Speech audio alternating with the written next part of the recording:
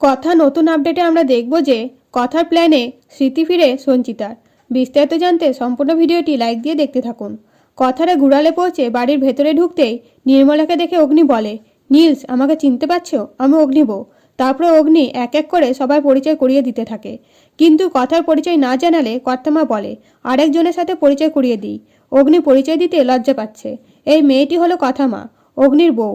এরপরে কথা পুরোনো দিনের কথা নির্মলার কাছে জেনে নিয়ে সঞ্চিতাকে বাড়ির চারিদিক দেখাতে থাকে আর বলে এখানে খেজুরের রস জাল দেওয়া হতো, এদিকে রাধা মাধব ঠাকুর রেখে পুজো করা হতো। এইসব শুনে সঞ্চিতা অস্থির হয়ে পড়ে, তবে কিছু মনে করতে পারে না। তখন কথা সঞ্চিতাকে রুমে দিয়ে কায়দা কানুনের সাথে যোগ দেয়। এদিকে ছোটকা বলে কালকে খেজুরের রস থেকে গুড় কীভাবে বানানো হয় দেখতে গেলে সকালে উঠতে হবে, প্রায় 3:30, তবে সব দেখতে পারবি। এই কথা শুনে অগ্নিরা হতভম্ব হয়ে পড়ে।